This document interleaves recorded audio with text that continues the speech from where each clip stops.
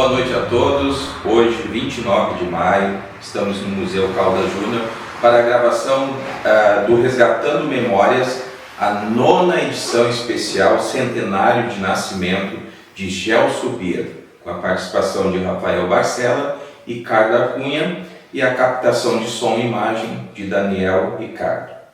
O Resgatando tem como objetivo preservar as memórias e histórias de pessoas que contribuíram para o desenvolvimento de Santo Antônio da Patrulha. Nesta edição, homenageamos Gelson Marcelo Bier, advogado, professor de Química e prefeito de Santo Antônio da Patrulha entre 1973 e 1977. Ao longo de sua trajetória pública, destacou pelo compromisso com o desenvolvimento do município, deixando importantes contribuições, principalmente nas áreas de infraestrutura, educação e serviços públicos.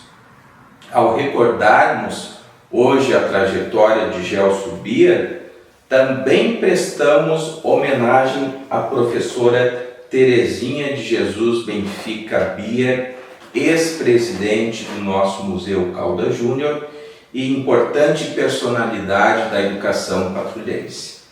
Para compartilhar suas memórias e recordações familiares, recebemos os filhos de Gelson e Terezinha Bier.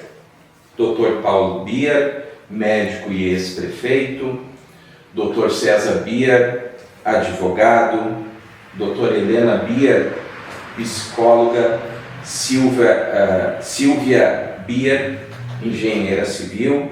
Sejam todos bem-vindos ao Resgatando Memórias, que é um espaço dedicado à preservação da história, da identidade e das memórias da nossa comunidade. Boa noite a todos, obrigado pela presença. E de forma muito simples, eu quero que vocês, cada um, relate qual a memória mais antiga que vocês têm com o pai Gelson Bier. Só um minuto, Paulo. Eu tomo a liberdade de começar a falar, mas antes eu tenho que dizer, agradecer o convite que nos fizeram e parabenizar a iniciativa do museu em preservar a história e, na data de hoje, a história do nosso pai, via reflexo da nossa mãe, mas é uma iniciativa extremamente louvável, uma iniciativa extremamente importante, porque só morre quem é esquecido.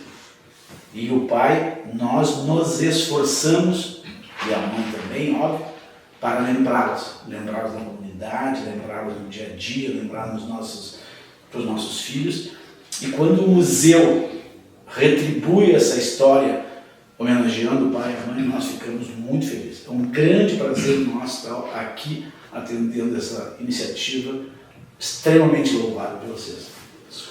Eu queria complementar, antes que a gente passe a relatar as nossas memórias familiares, mas dizer da importância das lembranças de Gelson Marcelo Bier.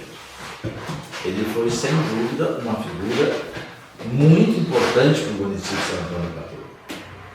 É claro que passaram já mais de 30 anos do seu falecimento, a memória da maioria das pessoas é fraca ou inexistente. Mas no momento em que ele estava atuando, seja na advocacia, seja na prefeitura municipal, muitas ações ele desenvolveu em prol do município de Santo Antônio da Patrulha. Ele é uma pessoa que não merece ser esquecida. Muitas obras foram feitas durante o seu período da prefeitura municipal e assim como outras pessoas importantes também prestaram serviço ao município, no momento, na ocasião em que essas obras foram executadas, elas foram extremamente importantes para o município. Então, eu acho que é absolutamente louvável e necessário que a gente faça essa rememorização, essa lembrança de uma personalidade do município, como foi o Dr. Gelson Salgueiro, que é o nosso pai. O momento de hoje não é específico em relação à mãe, a dona Terezinha, mas ela também foi uma figura muito importante para a educação do município e outras áreas também, como na assistência social. Mas então eu só queria ratificar essa condição, Rafael, cara, porque nós nos sentimos envaidecidos em termos sido filhos do Dr. Gelson. E não é só uma condição familiar, né? Então nós estamos prezando a memória dele, como tenho certeza muitos outros patrulhenses também têm muitas lembranças, né, do período em que ele estava presente e desenvolvendo o seu trabalho. Então, só queria fazer essa ponderação, porque realmente ele foi uma pessoa de muito significado para o município durante o período que esteve conosco. Bom, eu acho que é importante acrescentar que se constitui como um sujeito na vida a partir de uma herança e de uma transmissão familiar. Não apenas de uma herança e uma transmissão familiar, mas a herança e a transmissão familiar, elas são elementos indispensáveis àquilo que a gente vai poder constituir no presente e no futuro. Torna teu aquilo que herdaste é uma condição de existência de um sujeito. Acredito que nesse momento em que nós estamos aqui, falando da nossa herança, de uma herança simbólica, de uma herança geracional, de uma herança familiar, não apenas de uma herança de família, mas uma herança que, e aí eu concordo com o que foi dito, a herança de um trabalho e de uma dedicação a uma comunidade. Com certeza muitas gerações já não escutaram falar do pai, mas as obras, o entendimento e as ações que ele construiu hoje constituem base para um outro desenvolvimento. Talvez as pessoas tenham ficado no tempo algumas ações, algumas histórias, algumas até folclóricas, mas é a condição para que o município, as comunidades possam avançar. Quando tu nos convida a vir conversar sobre essa herança, sobre essa transmissão, uma transmissão que precisa ser apropriada, transformada e inserida num projeto pessoal, familiar ou comunitário, tu também está nos dizendo o quão importante é esse processo que as famílias, as comunidades se apropriem e construam a partir daquilo que herdaram. E que se apropriem no sentido de dizer, isto eu levo adiante, isto não me cabe para levar adiante. Herdar é uma condição de filhos, de herdeiros. Herdeiros de alguém que está inserido numa relação familiar, uma relação de descendentes. O que nós vamos fazer, o que a comunidade faz, e o que cada um faz com a sua herança, isso também tem a ver com o quanto a gente é capaz de desdobrar e relançar para o futuro um novo horizonte. Talvez nada mais próximo do pai. Relançar para um novo horizonte. Não apenas olhar o que ele fez, mas partir disso para relançar em muitas direções, em muitos lugares, em outras cidades, inclusive. Aquilo que a gente herdou dessa posição de comprometimento. E quando tu perguntas, não primeiro para mim, mas eu respondendo disso, talvez o que eu tenha herdado, talvez o que a minha maior lembrança, a minha maior marca do pai foi isso. Me apropriar de uma herança, de uma história e relançá-la na minha vida, nas minhas ações, em outros lugares, não necessariamente em lugar. Porque o que ele me ensinou é me constituir como um sujeito diante de outras relações. Talvez essa seja a marca maior do pai para mim e a maior lembrança que eu tenho do meu pai e do político e do homem que me foi esse tempo. Mas é o seguinte, a minha lembrança do pai, a primeira lembrança do pai, a mais antiga lembrança do pai, eu talvez nem fosse tão assim, mas é a mesa. A cerimônia que era estarmos à mesa com o pai. O pai tinha rigor nisso, ele definia em que lugar cada filho ia sentar, e aí o prestígio variava, menos prestígio mais longe, mais ou menos assim, sabe? O pai exigia que as meninas prendessem o cabelo para se sentar à mesa. Não podia usar perfume à mesa. Não podia usar perfume, tinha uma série de regras. Televisão desligada. Não, deixa eu falar, não lembrando aqui. A televisão tinha que ser desligada na hora que ele chegasse, ele era um homem extremamente rigoroso. O pai não era um homem engraçado nem sorridente, o pai era rigoroso em casa. A impressão que se tem, é importante que se diga isso, entre a impressão que o Paulo tem e a que eu tenho de sua quarta filha, e tem a Sônia ainda, ela não está aqui, né? Elas são um pouco diferentes, entendeu? Porque certamente os meus irmãos mais velhos foram pegando épocas do pai, embora pequena diferença, épocas diferentes. Eu tenho essa impressão, o pai é um homem extremamente rigoroso e exigente. E as minhas lembranças são sempre nesse cerimonial e nessa tensão, né? Hora de ir à mesa. Se possível, não faço. Deixa eu só fazer uma adendo. O que ela está falando é um eufemismo. Era pior. Nós não jantávamos ou almoçávamos sem o pai chegar. Se o pai chegasse em casa às 2 da tarde, nós estaríamos aguardando. A mãe não nos servia enquanto o pai não chegasse para almoçar nem para jantar. E o pai, ele tinha um ritual. Ele chegava em casa, tirava a camisa e sentava para almoçar. Inverno, verão, janela aberta. Pior, antes, no dia anterior, ele dizia para um de nós: amanhã quero que tu me declame a poesia que ele escolhia tal.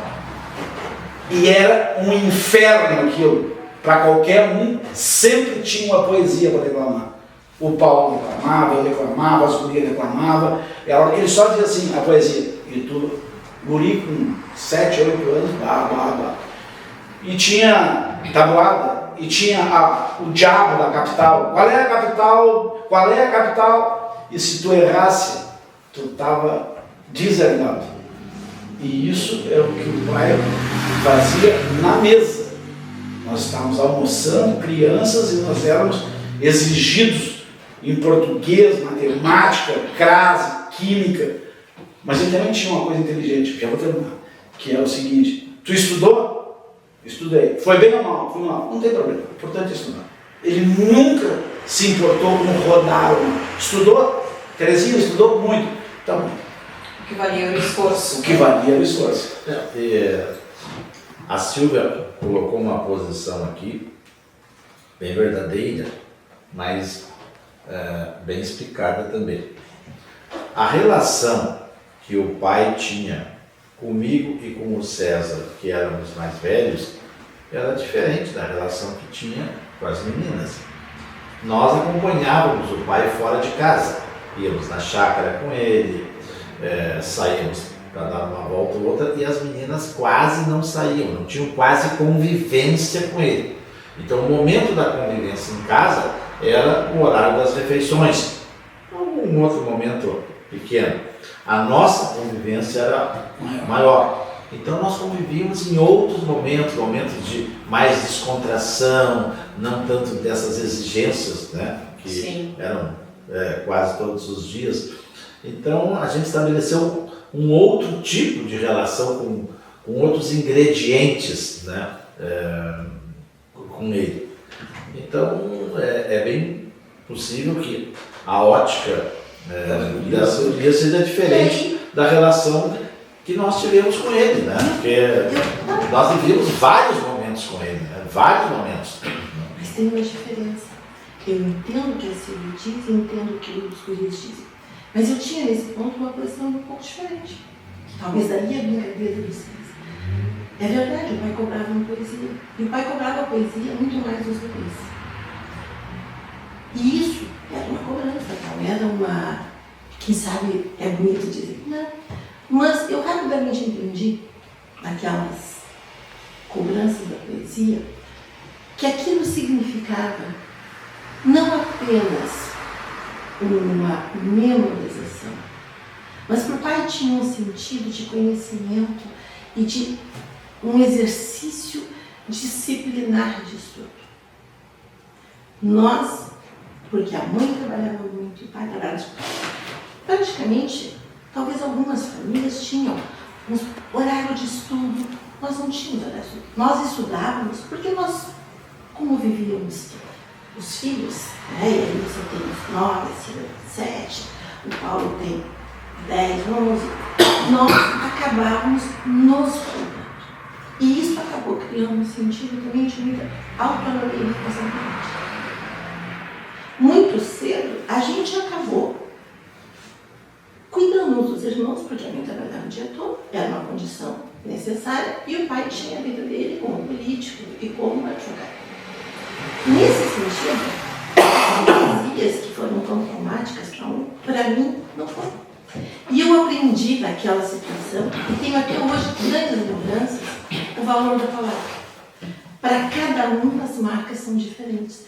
Então, não digo que o pai não foi exigente, que o pai não foi rígido, claro que foi. Mas a maneira como cada um se colocava diante daquelas questões também fez com que cada um recebesse de um lugar diferente. E isso é em todas as famílias. Sim. É verdade, a gente quase não saía com o pai. Mas quando a gente ia para a chácara, iam todos na caminhonete na Rural Verde e íamos cantando Acorda Maria Bonita, é uma das boas lembranças de uma infância em que a gente íamos da casa que ele morava até a chácara cantando, e era um momento muito especial. Todo pulmão. Íamos todos cantando, era um momento de muita felicidade. Todos os vidros fechados e ele fumando dentro com 5 crianças dentro. Não é assim. Fumava Não, muito. a chácara era também um lugar onde ele plantava a comida e que, lembro de eu e a Silvia chegar lá, a primeira coisa que a gente tinha preocupação era limpar a casa e tentar fazer alguma coisa. Era muito rápido, mas a gente tinha essa preocupação. Não sei se alguma vez a gente chegou a comer ou cozinhar na chácara, que é uma certa fantasia, mas o pai não se pode esquecer. 100 anos é uma outra cultura. Então a gente também tem que entender e contextualizar as coisas. Se fosse quando a gente escuta, era uma educação diferente, era uma educação rígida? Era.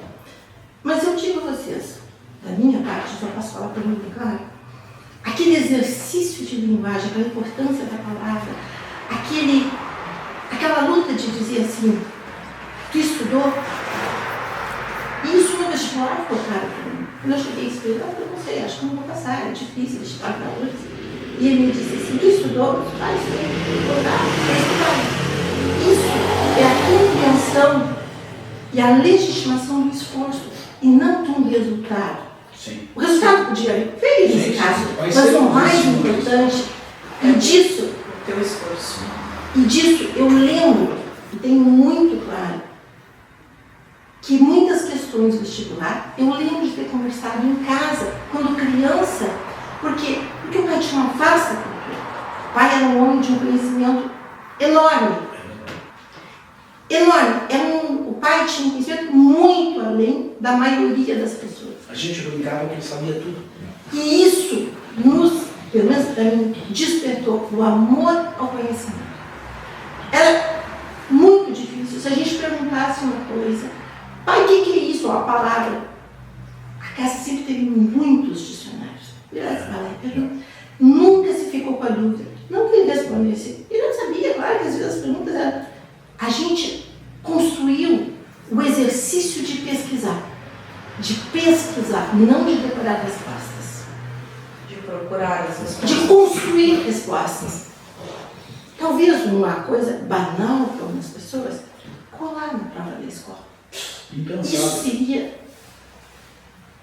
E eu fui professora da faculdade. Eu nunca entendi como é que alguém pode perder tempo colando. Porque se vai para a faculdade para aprender, tem um esforço de aprender. É o mínimo que se pode fazer. Não é para chegar na faculdade, você deve aprender alguma coisa que interessa supostamente a gente. Então, tenhamos. E essas noções, isso eu tenho muito claro, que veio desse berço, desse caldo de cultura. Tinha dias que o pai estava mais tenso, muito mais tenso. Eram dias que a gente mal conversava com o pai. Mas tinha dias que é como se abrisse um mapa mundo e nos contasse sobre o mundo. E a gente que não viajava, viajava pelas histórias e pelas palavras dele. E isso nos permitiu, como adultos, ter um horizonte de vida. Eu poderia estar aqui, inclusive, falando sobre isso. Então, eu acho, afora os detalhes, e eu entendo que a Sílvia, que eu tenho lembranças mais rígidas, não também tive, mas nessa hora, talvez o que mais conte para a comunidade eram as marcas que ele deixou em nós. E as marcas que ele nos deixou devem ter sido suficientemente boas e construtivas para que nós tenhamos nos tornado pessoas. Nós não temos lembrança, ouvimos contar pouco, né? Não temos muitas lembranças da criação do pai. Como era a criação na infância, na juventude, não tivemos muitas informações. Ele tinha mais 3 irmãos e era uma família simples, pobre. Então, mas a impressão que eu tenho é que naquela casa também havia um certo rigor na educação dos filhos. Bom, a tendência das pessoas é replicar aquilo que aprendem, né? E o pai, ele era uma pessoa muito culta. Ele sabia muita coisa. E ele, tenho certeza, queria que os filhos fossem cultos. Vocês têm que saber isso, vocês têm que saber aquilo, vocês têm que saber aquilo. Então, dentro da cultura dele, ele nos obrigava a que nós passássemos a conhecer, a aprender, a estudar coisas que ele entendia como importantes. Nós tínhamos que saber literatura, nós tínhamos que saber fazer conta de cabeça, nós tínhamos que decorar textos. Uma noção de língua, de inglês, de alemão. Então, ele nos obrigava, eram tomadas as matérias quando convivíamos com ele. Eu acho por essa preocupação que ele tinha de que nós nos tornássemos pessoas cultas também. Sim. A maioria das pessoas talvez tenha a lembrança do pai pelas obras da prefeitura municipal e pelas obras das estradas. Na verdade, ele integrou o município, fazendo com que todos os distritos tivessem estradas viáveis até a sede. Quando ele assumiu a prefeitura, as estradas eram muito precárias. Trânsito difícil, chovia não passava. Então, o que ele fez? Ele tornou acessível. Ele disse que os 5 distritos tinham que ter uma estrada boa para as pessoas irem e voltar. E foi o que ele fez. Ele fez 5 estradas. Grandes estradas que integraram o município. Quando integrou o município, tinha RS 30. Então, foi a única que não. Mas ele fez uma estrada catando vinho. Então, que foi a parte interna. Bom, então a maioria das pessoas tem lembranças do pai por esta situação. Mas a preocupação do pai não era, a maior preocupação não era as estradas, era a educação. Eu li muito. Era as escolas. Era as escolas. Sempre relacionando isso. Era a biblioteca. A biblioteca. Era a biblioteca. Ele comprou uma enormidade de livros da biblioteca. Sim. A preocupação dele era as escolas. Né? Ele foi um prefeito voltado para a educação. Mas como ele fez tantas obras visíveis, as pessoas tomam a administração dele como se fosse uma administração preferencialmente para o setor viário. Mas não era exatamente. Estradas aparecem mais. Mas o trabalho nas escolas, ele construiu escolas, ele ampliou escolas, reformou escolas, mas ele tinha a preocupação dos livros, a preocupação da biblioteca, tudo que condizia com a educação, ele Sim. Aí dá para se perceber preocupava. que aquele incentivo mesmo que rígido em algumas ocasiões para que vocês entendemos que era tivessem acesso Nós a entendemos, todas né? essas informações, ele compartilhou Só com que era muito. Cara, vocês eram cara, pequenininhas. deixa eu te dizer Depois, uma coisa. quando cresceram, vocês Ele pode entenderam que fazer era para que por todo nós mundo fosse culto. Ele queria que todo mundo tivesse o mesmo acesso à educação. Deixa eu te dizer uma coisa, o pai, essa parte ninguém sabe, o pai, o Paulo disse, tinha mais 3 irmãos. E o vô era um sujeito, um advogado pobre, né? Eu ia perguntar Ele se trabalhava, vocês claro, conheceram ele trabalhava e cobrava 2 galinhas, um porco de honorários. Nós estamos falando em 1900. Não era um nábula, né? O vô não era advogado formado, ele estudou, era autodidata. Ele sabia o Código Civil, que tinha 2.000 artigos de cor. E ele tinha autorização para exercer. E ele a advocacia. podia advogar como sendo rabo e era advogado, ia no foro, fazer audiência. Eu vi processos no foro assinado pelo vô. Eu vi. Mas o pai, que era o filho mais novo dos 3 irmãos, dos 4 irmãos, o vô fez uma maldade com ele. Aos 8 anos de idade, levou para o internato do Colégio Anchieta, em Porto Alegre, sozinho. Ficou morando sozinho com 8 anos de idade. Levou o guri para lá. Te pego daqui a 6 meses. E lá ele aprendeu a doce arte de fumar, porque o professor dele, aos 8 anos, dava cigarro para ele. O pai morou sozinho desde os 8 anos em Porto Alegre, no internato, passando um trabalho, dizia que morria de saudade, e fumando com 9, 10 anos de idade. O pai fumava um absurdo, o pai morreu do cigarro. Fuma 3, 4 carteiras de cigarro Hollywood sem filtro por dia. Era um horror. Mas o pai teve uma vida lá no começo, que o Paulo falou, muito ruim, muito pobre, muita dificuldade. Quando ele se formou na faculdade, ele veio para São Antônio porque o vô estava ruim. E ele veio para ajudar o vô no sustento familiar e trabalhar. Ele ia para o Ceará ser advogado da Coca-Cola no Ceará. Ele arrumou um emprego no Ceará, nós seríamos todos cabeças chatas.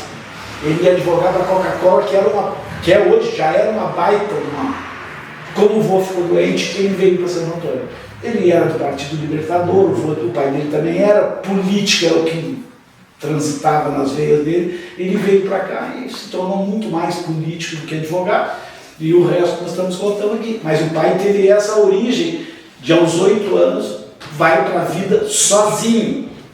Um guri, uma criança, com 8 anos. Por isso a importância da educação, porque o pai se constituiu pela educação. Por isso a importância e a insistência para que nós também tivéssemos, mesmo que fosse com um rigor, não dele, mas um rigor maior que os outros. Ele sabia latim, sabia francês, sabia espanhol, ele sabia o que tu perguntasses. O pai, nós brincávamos, o pai sabe tudo, mas ele deixou herdeiro. Se perguntar lá em casa, quem é que sabe tudo? Tudo!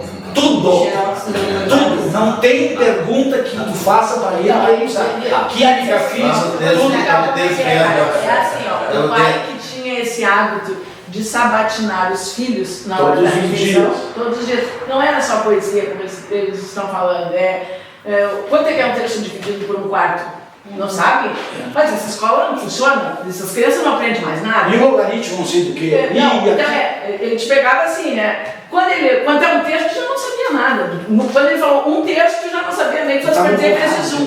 Tu não sabia mais nada, porque era pânico geral, entendeu? Sim, não sei se isso daí era de surpresa. Mas o Paulo tinha um diferencial. O Paulo tinha calma.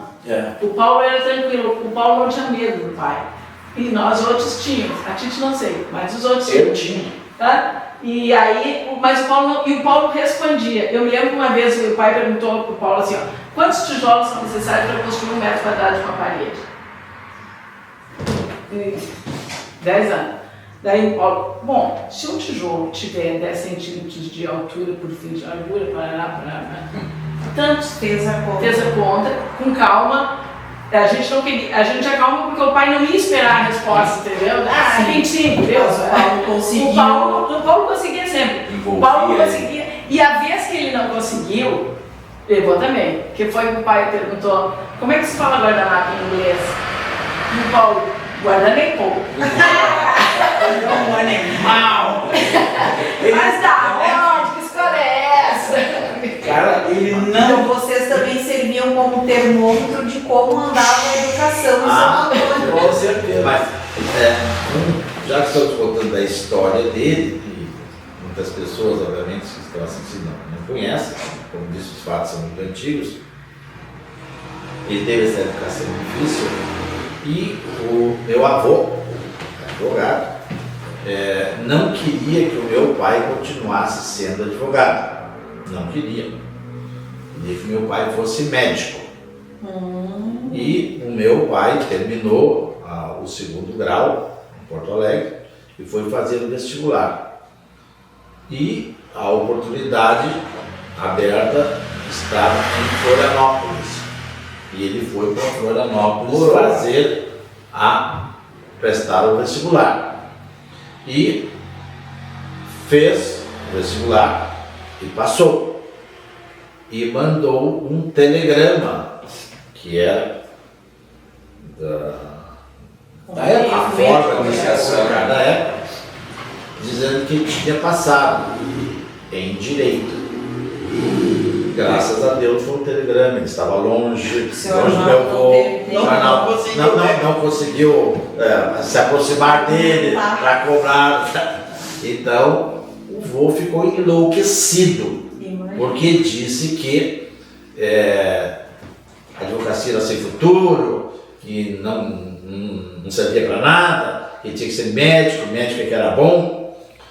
Bom, e depois ele começou a cursar curso de Direito em Florianópolis e fez lá o 1º ano da faculdade de Florianópolis.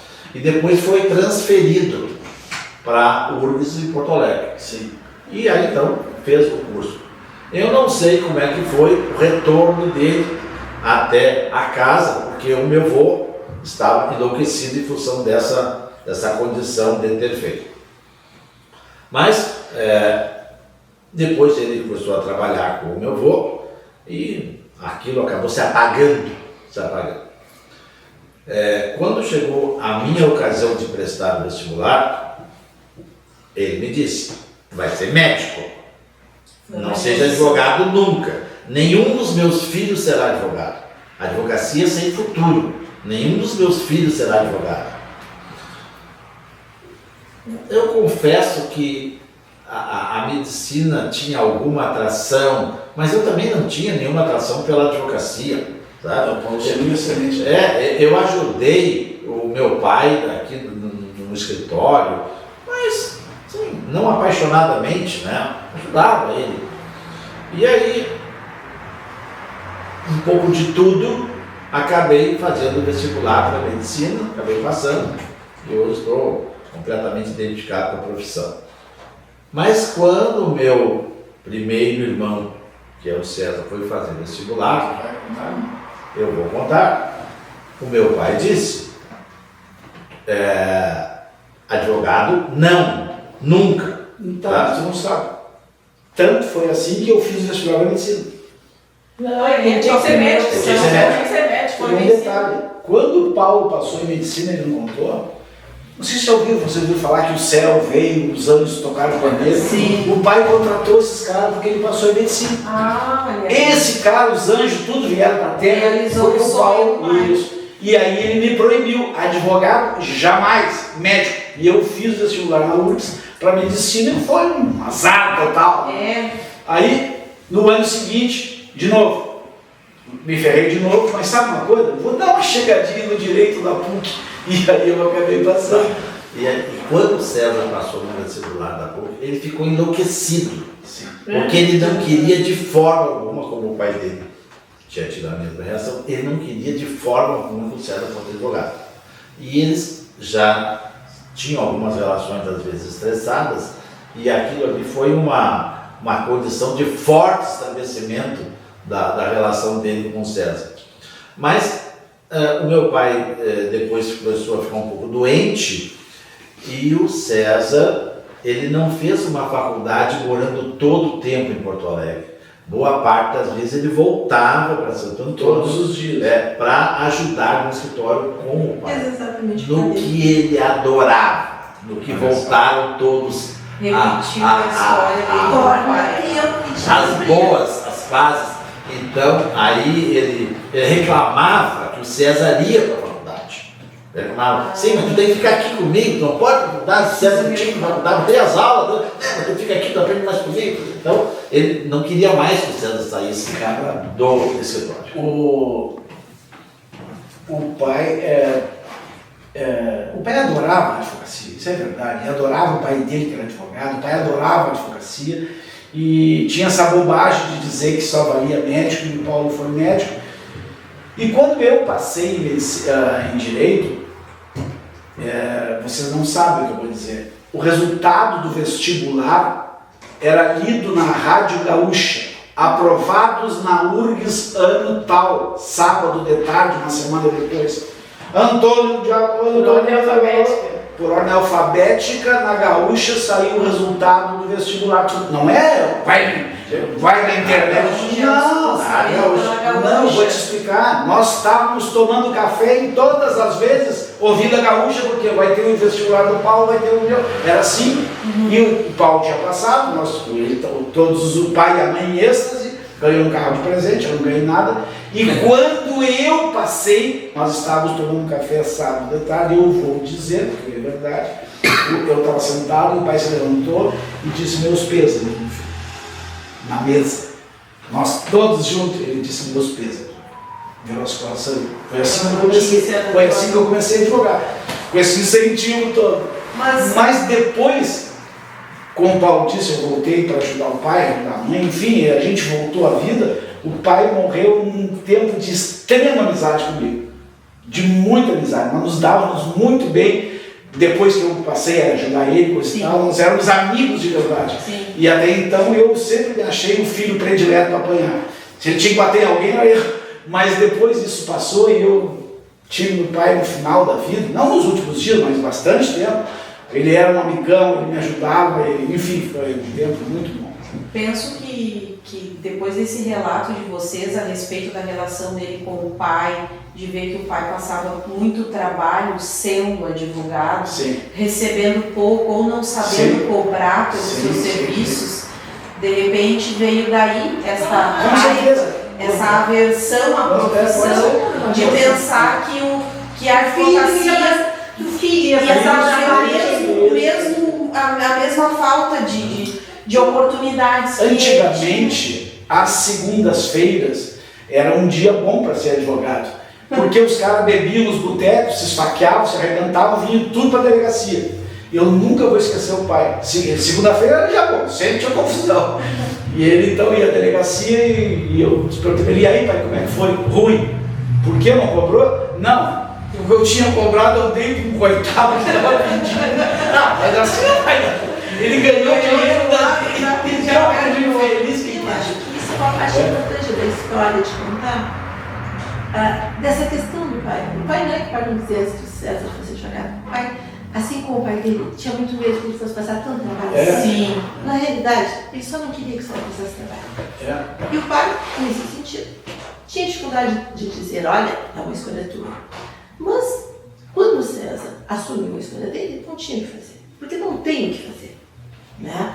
Mas eu lembro do pai, nessa questão da delegacia, havia uma delegacia na frente da casa que ele tinha. E tem uma época em que havia muita violência policial em relação aos presos. Foi depois da Revolução, na verdade a polícia mandava muito. Depois do golpe, né? E nós, como morávamos ali, eu morava bem na frente da delegacia. Isso é uma coisa que eu acho que é muito importante deixar isso claro na comunidade. Muitos presos, não presos apenas que eles supostamente eram a favor ou contra o golpe 64. Não, mas muitos tinham uma figura popular, que era o Pimentão, que era provavelmente um psicótico que andava pela cidade alcoolizado, era provavelmente muito desorganizado. E ele bebia muito, caía, como todas as cidades têm seus elementos assim. E às vezes a polícia batia naquele sítio, ele prendia aquele homem e aquele homem gritava desesperadamente. Como nós morávamos na frente, eu lembro de acordar ouvindo os gritos dos presos. Isso é uma das coisas. E lembro também, não só do Pimentão, como de outros presos que foram violentamente espancados e que o pai tomou uma atitude de enfrentamento, de procurar recursos no sentido de que aquilo parasse. Lembro de uma vez que era no verão que isso aconteceu e o pai, de noite, não dava para dormir. E o pai abriu a janela do quarto dele, na frente assim, e de xingar a polícia do outro lado. Né? Que era um absurdo, que aquilo não podia acontecer. E no outro dia, o pai tomou, como advogado da cidade, tomou suas providências. Isso deve ter causado, provavelmente entre uma parte da comunidade, muita incomodação, porque tinha gente que gostava que, ou não se importava de bater nos preços. Sim.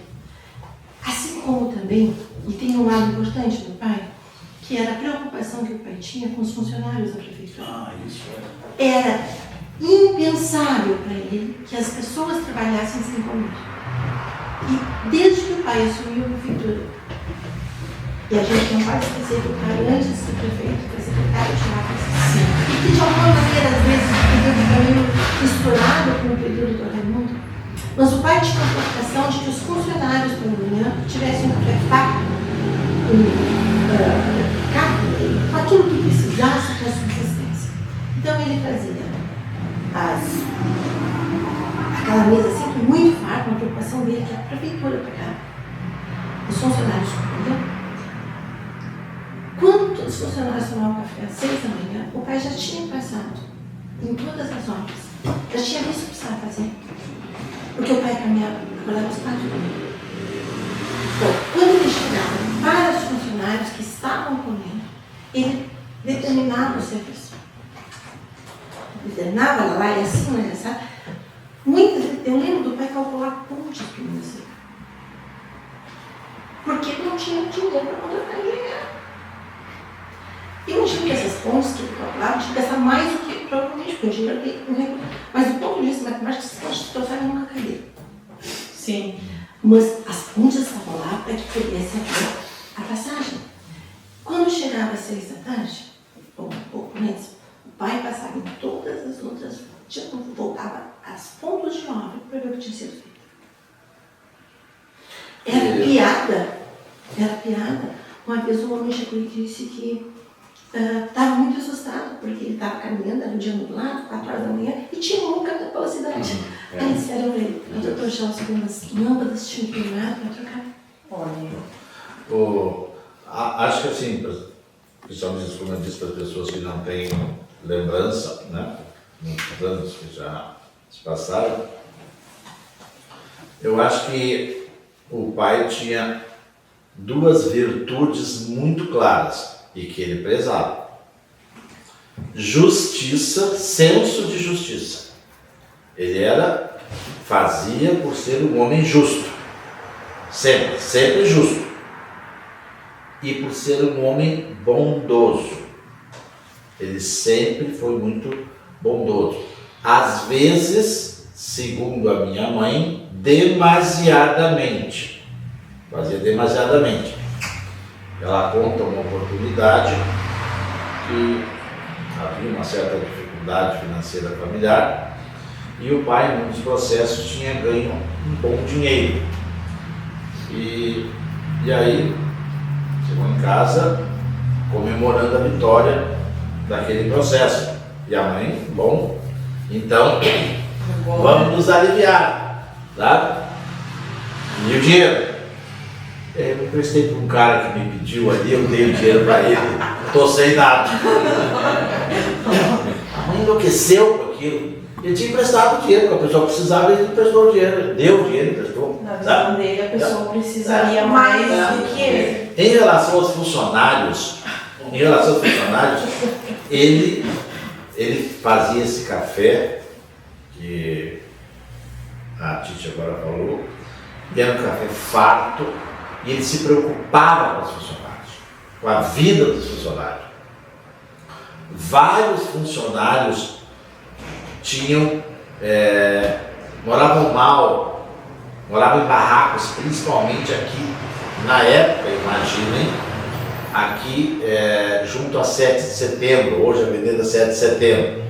Então, isso, ali era um lugar onde as habitações eram muito precárias. E ele criou para os funcionários, a prefeitura comprou para os funcionários a área do bairro Assis Brasil. Ele comprou aquela área e fez o loteamento para os funcionários. Para que eles tivessem um lugar que fosse alto, que não molhasse, que não desse enchente.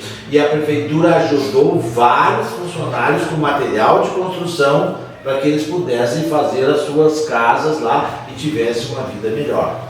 Ele se empenhava. Ele era muito preocupado com o bem-estar dos funcionários. Mas ele era também uma pessoa Exigente. extremamente exigente. Eu ia dizer, porque esse café que eles enfatizam, que era maravilhoso para os funcionários, era também só até as 7 horas da manhã. Quem chegasse depois das 7 não tomava. Entendeu? Era uma forma da garagem.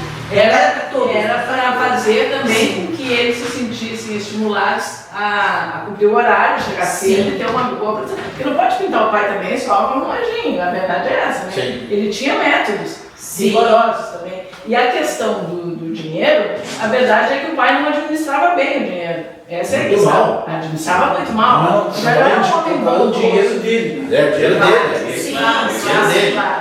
Não era o dinheiro público. Não, Aliás, ele no dinheiro público, ele era extremamente exigente. Tanto que eu sei, porque eu participei em parte da administração dele, eu tinha 17 anos quando ele se tornou prefeito, e eu convivi com ele na prefeitura.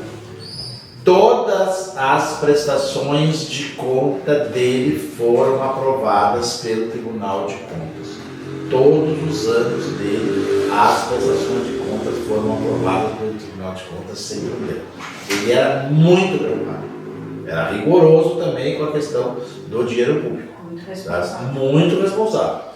Se o dinheiro ia mal, era no bolso dele. Que isso ele Mas aí pelo não tinha. essa bondade, exatamente, ele tinha por essa exagerado bondade. de tentar ajudar a todos. A grande organizadora lá em casa era a mãe. A mãe. A mãe era que sabia administrar. A mãe do povo fazia muito. Para tu ter uma noção, isso é. Nós nos rendemos. A mãe teve.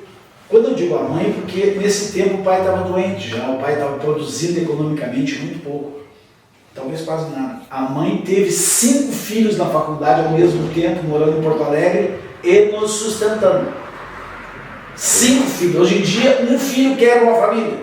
Nós éramos 5, Paulo em medicina, eu na PUC, a Silvia, a Helena e a Soninha, ao mesmo tempo, e a mãe tendo que se virar para isso. Era aula de manhã, de tarde, de noite, empréstimo, era um inferno aquilo. Mas estão todos aí. Bom, Mas é muito importante dizer que, na medida do possível, a gente também ajudou nesse período. Sim. Reconhecimento, primeiro, a nossa implicação e o nosso reconhecimento com isso. Nós também trabalhamos, trabalhei, trabalhou, tu trabalhasse, também. Então, não é uma questão de que nós ficássemos também, eu acho que isso é importante dizer. Até não só estudando no sentido de que vinhas para trabalho, não, a gente sempre foi muito responsável. Né? E eram os econômicos. Extremamente econômicos. Entendiam. Sabe aquele negócio que dói aqui, sabe? É bem. Existe uma coisa importante. Não era assim. Nós fomos morar em Porto Alegre, nós não tínhamos televisão. Todo mundo tinha televisão. Nós não fizemos televisão. E nesse ponto era o Paulo, eu e o César ia e vinha. Né? Então nós tínhamos, durante muitos anos nós não tínhamos televisão. Por que a gente não queria televisão? Primeiro, porque televisão era cara. Segundo, nós estudávamos, eu tinha aula da manhã, da tarde, na URGS. O Paulo também estava na residência. Mas a gente tinha um hábito de conversar.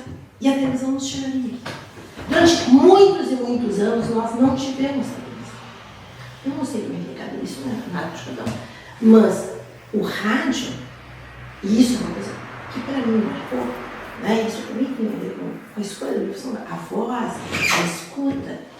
Isto, eu vou para Porto Alegre, quando eu vou para a faculdade, eu vou para a e antes, eu já tinha trabalhado como todos nós trabalhamos no escritório do pai.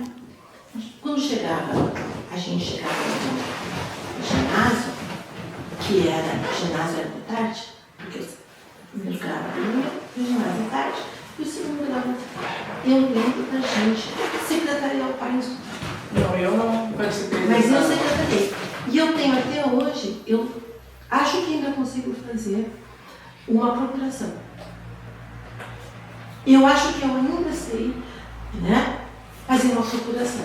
Por quê? Porque ou era a minha função, eu tinha hora, então o pai estava atendendo, passava, faz a procuração aí. Daí, concordar, discordar, transigir, todas aquelas coisas do direito, aquilo ficou.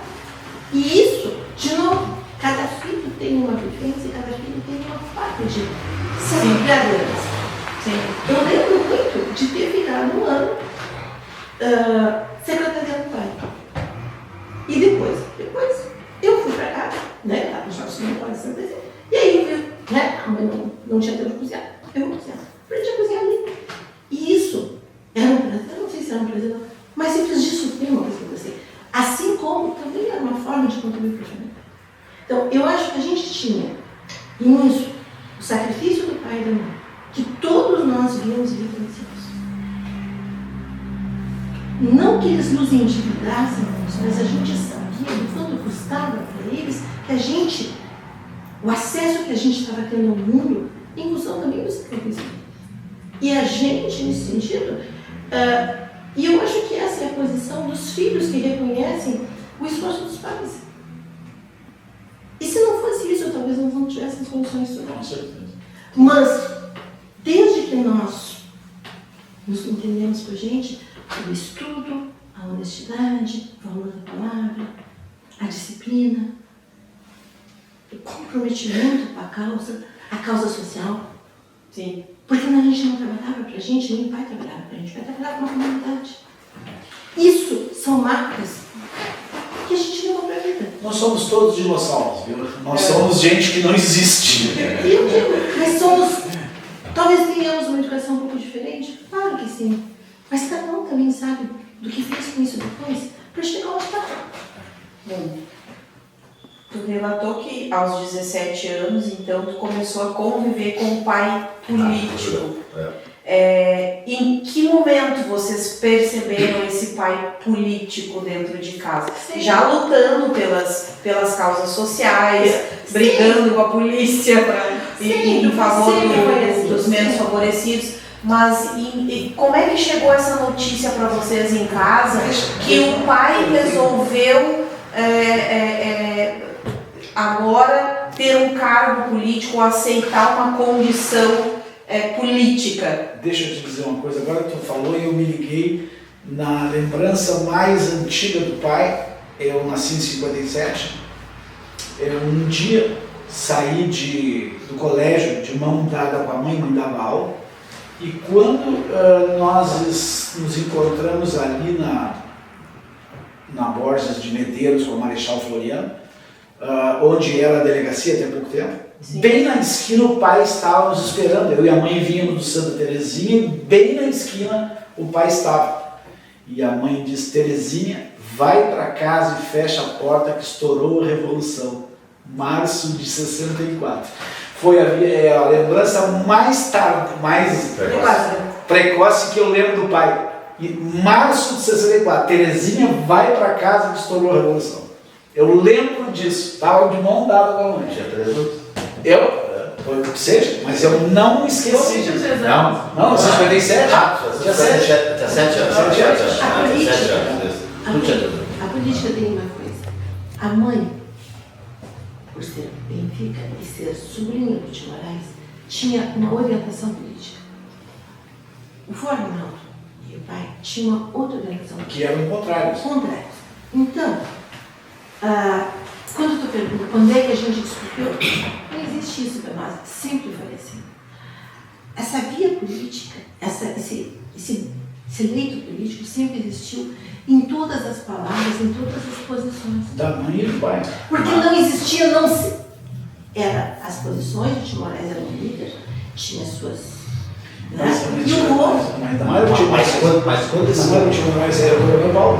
Mas o Coronel Paulo, a mãe foi criada com o Coronel Paulo Marcelo de Moraes. Mas o tio Moraes- Morava junto. É. Não, mas o tio Moraes foi depois. A mãe me Sim. disse, a mãe da criança de 5, 6 anos andava com o Coronel Paulo na rua.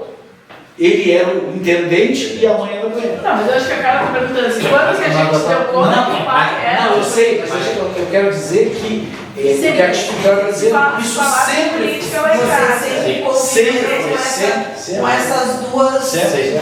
Cara, Dois deixa eu te falar lados uma coisa, cara. políticos, mas Isso foi em 72, campanha, porque eu cheguei em 73 e a campanha em 72, era isso? Sim. Paulo? Mas antes de 69 ele Sim. já era Não, secretário. mas quando ele foi candidato a prefeito, tinha aqueles negocinhos do santinho, que era assim, a Bangu, nas ruas. Eu estava na quinta série, eu tinha 11 anos. E quando eu estava indo para casa da escola, para casa, tinha um aquele santinho, perto da praça ali, saindo da escola, e as pessoas pisoteando em cima daquilo, e eu enlouqueci, tentando juntar para as pessoas não pisarem em cima do pai. Cheguei em casa chorando com aquelas fotos tudo amassadas e sujas, eles estão pisando nas tuas fotos, pai. Esse é o episódio que eu vivo agora, vai ser assim, sim. Mas essa questão se materializou, o pai participar ativamente da política municipal em 1969. Em 1969, o Dr. Raimundo de Carvalho Reis e Silva se elegeu prefeito. E ele era muito amigo do meu pai. Ele era muito amigo da minha mãe, mas ele era muito amigo. E aí, quando o Dr. Raimundo se elegeu, e eu me lembro um pouco daquela campanha, a campanha era do rádio, né? Não havia campanha de outro jeito, era só pelo rádio e comícios. E eu fui a comícios e ouvi o rádio. E aí eu tinha 14 anos, por aí mais ou menos. E aí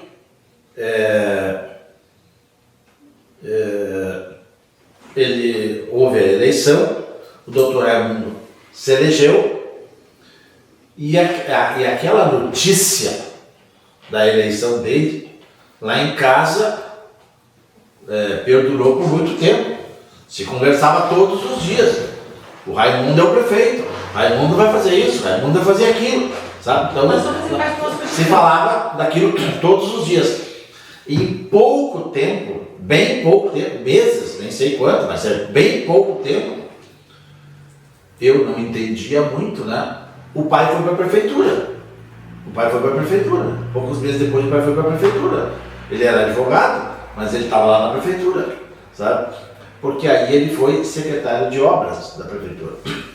Talvez vocês não saibam, talvez meus irmãos também não tenham lembrança, mas o pai, ele não foi só secretário de obra da prefeitura. Ele foi secretário de administração da prefeitura. Eu não sabia. Sim, e ele foi, eu não tenho lembrança exata, mas não duvido que ele não tenha sido secretário de educação também da prefeitura. Ele acumulou 3 secretarias ao mesmo tempo, num determinado momento. 3 secretarias, ele era secretário de 3 secretarias ao mesmo tempo. Não sei por qual condição isso aconteceu. Mas depois ele acabou voltando e ficando só com a Secretaria de Obras. E aquilo foi uma coisa diferente na vida dele, porque ele era advogado. E aquele trabalho, ele se apaixonou por aquele trabalho. E aí, tanto que depois, quando chegou a época, não havia reeleição, venceu o mandato do Raimundo, algum outro prefeito iria se eleger. E foi com uma certa naturalidade que ele acabou sendo candidato a prefeito. Mas tu tem essa percepção se foi ele quem se lançou candidato Era inevitável. ou o partido sugeriu que ele fosse pelo trabalho que ele já vinha desenvolvendo? Com certeza ele queria. Com certeza ele queria. Era Com certeza ele também uma queria. indicação natural. Com certeza ele queria ser prefeito. Com certeza. E eu me lembro muito bem do dia da eleição. Eleição? Do dia da eleição. Não, eu lembro do dia que ele disse para a mãe que ia ser E candidato. no dia da eleição, eles estavam lá Me e lembro chegaram. do dia que ele falou em casa, ele ia ser candidato, e depois a campanha, Mais ou a campanha, o dia da eleição, Chega lá, e que eu trabalhei intensamente no dia da eleição. era a dona Ione, a irmã da dona Ivone era quem? A dona Yolanda. Dona Yolanda chega lá em casa, é a primeira pessoa a cumprimentar. E aí, o dia da eleição. O dia da eleição, o resultado era pelo rádio. A gente tá bonito. Pelo rádio. Rádio Sulina. A Sulina. O meu pai estava sentado na mesa da cozinha, com o rádio em cima da mesa, a porta dos fundos aberta. Era verão, a eleição foi em novembro. E aí, e nós estávamos ali ouvindo. Era 8 horas da noite, era eu, coisa assim, era noite. Voto a voto, contadinho no papel. Era noite.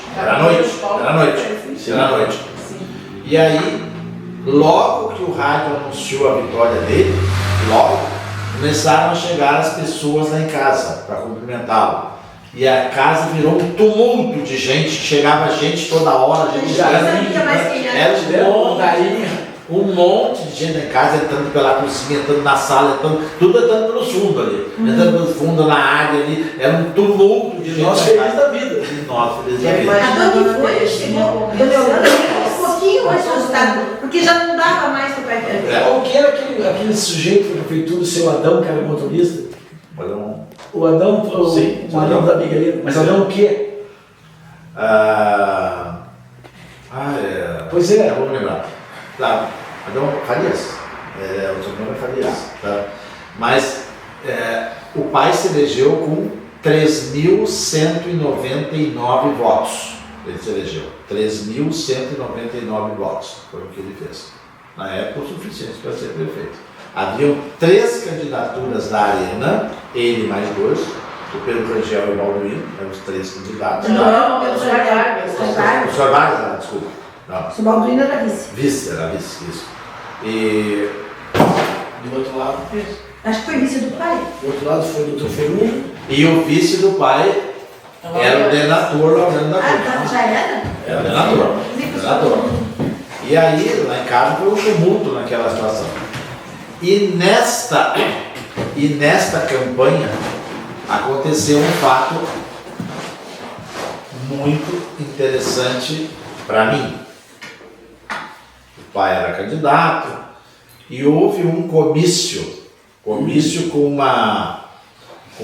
churrasco.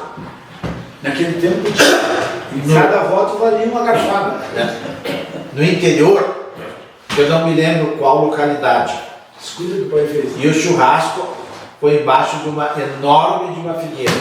E o comício foi embaixo da figueira. Eu acho que foi embaixo da figueira. Acho que foi E as pessoas estavam reunidas ali. Tivemos uma figueira lá no Pinheirinho. Eu acho que foi E aí, alguém estava comentando de mim, que eu estava junto com ele.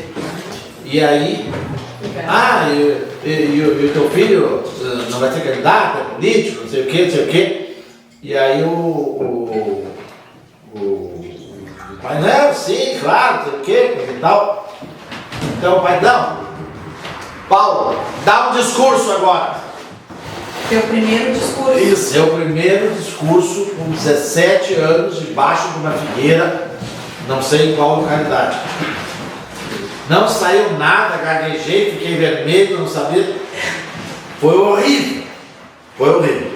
Esse foi o primeiro discurso que eu fui obrigado a fazer no comício do pai debaixo da figueira, que eu não me lembro exatamente o lugar.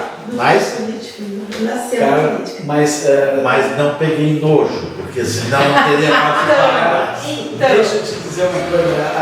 A nossa família é uma família diferente. Paulo era prefeito, eles estavam, eu não participei quase nada da vida política dele, que eu nunca quis tampar a luz dele, né? Bom, então nós estávamos. Paulo, onde é que é aquele ali perto do Paulo Marcelos, que bairro é aquele? Meu Deus. Não, Alvorada, meu Deus, não importa.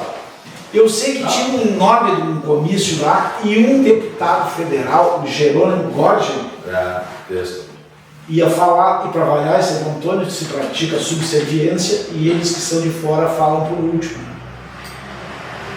E esse sujeito, no meio do discurso dele, começou a declamar uma poesia chamada Ijucapirama. de Gonçalves Dias. Gonçalves Dias. Uma poesia de, com certeza, 10 laudas. Fala Bem conhecida. fala de um índio, você Rafa, que acabou tendo medo e chorando, porque ele foi preso por outra tribo e ele ia ser assassinado e comido.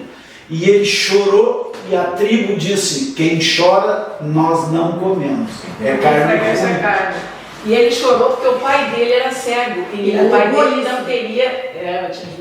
E ele não teria ninguém para ajudar o pai. E aí Então, a poesia diz: se chorasse em presença da morte, se choraste, meu filho não era. Isso. Bom, mas então é uma poesia da literatura brasileira, lindíssima. E esse maluco do Gorgia começou a declamar o raio da poesia do nada. E eu olhei pro Paulo: como é que esse cara sabe isso? Eu pensei, né? E o cara terminou de falar e o Paulo pegou a palavra e terminou a poesia. Era uma poesia que o pai obrigava ele. Uma das tantas. Que o pai obrigava ele. Eu achei que era tu que tinha que ter decorado. Não, e para tu ver só, para Santo Antônio, para as pessoas que estavam lá, eles ficavam vendo o Jerônimo, que poesia linda, mas era enorme, ele ia passar a noite, que nem nós aqui, e aí ele encerrou. O Paulo pegou o microfone e disse boa noite e terminou a banda. As pessoas ficaram paralisadas. Como é que o Paulo Bier sabe isso? Mas ele sabe tudo. E era a poesia que o pai fez.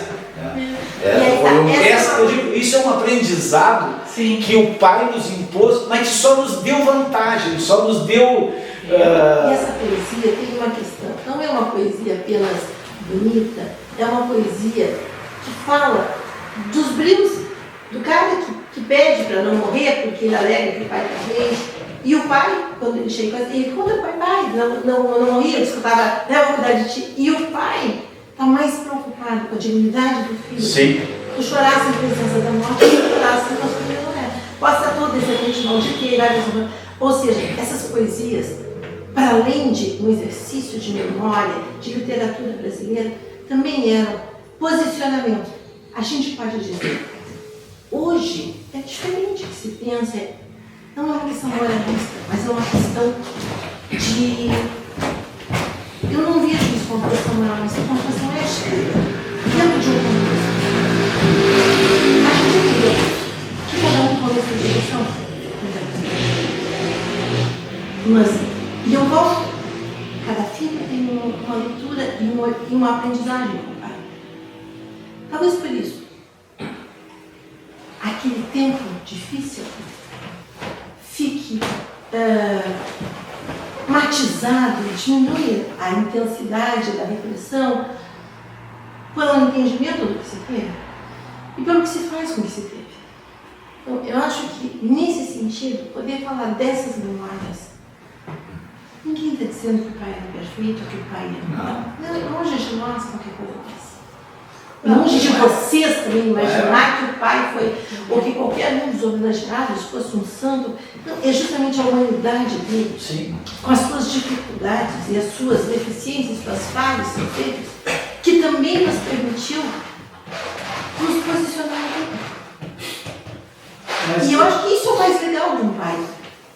Nos relançar para a vida com questões candentes de relacionamento, de honestidade.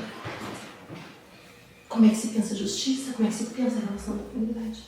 Eu acho que isto, e eu agradeço muito ao meu pai, para fora de todas as dificuldades que tivemos muitas dificuldades, claro, mas eu acho que, olhando para a história, para o legado, para a herança e transmissão, eu acho que fiz o que pude e estou contente com o que fiz.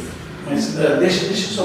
Depois eu quero contar um detalhe. Mas, cara, é exatamente a história de dizer que o pai foi pro Colégio Anchieta com 8 anos de idade é a demonstração de que o pai dele entendia o seguinte: só a educação vai salvar meu filho.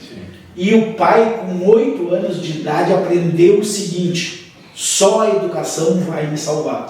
Porque ele fez dali, foi para URSS, coisa e tal, e ele do jeito que ele via a vida e as dificuldades todas que ele teve, de saudade do pai e da mãe, ele acabou passando isso para nós do jeito dele. Eu digo que o pai gostava de dar na minha bunda, ele gostava disso. Eu digo que eu era o predileto para apanhar, mas ele sempre fez, de verdade, conforme ele achava que era certo. Ele achava que era certo. Ele não bateu de graça, ele sempre teve motivo para bater, mas ele achava que era certo. Mas ele fazia porque não, assim está errado, vamos fazer certo. Então esse aprendizado que ele teve, ele acabou exercitando em nós, como a Helena falou, mas era a humanidade dele, ele era daquele jeito. O Gelson era engraçado, às vezes era violento, às vezes era mordaz, sarcástico e tudo mais, mas ele era assim. Outras questões, eu acho que apenas curiosidade quem está nos assistindo. Naquela época que nós éramos crianças, o mundo já mudou muito de lá para cá, os filhos obedeciam os pais sem piscar. Sim, Não havia tanto de alternativas. Bom, lá em casa era exatamente assim. Aquilo que o pai e a mãe diziam, nós obedecíamos. Sem piscar muito. Bom, mas com a mãe nós tratávamos com ela no dia a dia, nós convivíamos em casa. O pai saía para trabalhar e voltava de noite. E a mãe convivia conosco. Então nós apanhávamos da mãe muito frequentemente. Quem nos batia era a mãe. Todos os dias. Todos os dias. Quem nos batia era a mãe. Quem nos batia era a mãe. O pai, raríssimas vezes, batia algumas vezes. Raríssimas vezes. O César apanhou 2 ou 3 vezes numa vida. Que eu não consegui me mexer. Não foi. Que isso, César, Paulo? Eu ia perguntar. O César apanhou poucas vezes. Não. Foi o que mais apanhou do pai. Foi o mais perseguido pelo pai. Não, com certeza.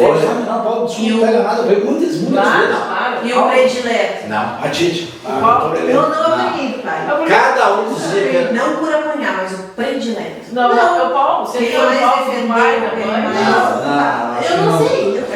Não, mas Porque o César já deu pra o ver. filho mais velho é uma mística, né? E é bem comum que ele seja o filho preferido em todas as famílias. É comum que seja. Lá em casa, sem dúvida, o Paulo era o preferido do pai e da mãe.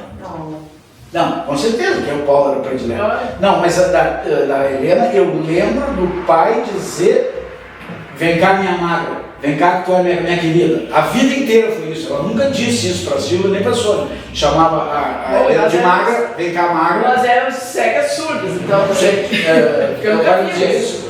Dizia. Eu nunca apanhei do pai. Nunca tive esse problema com o pai.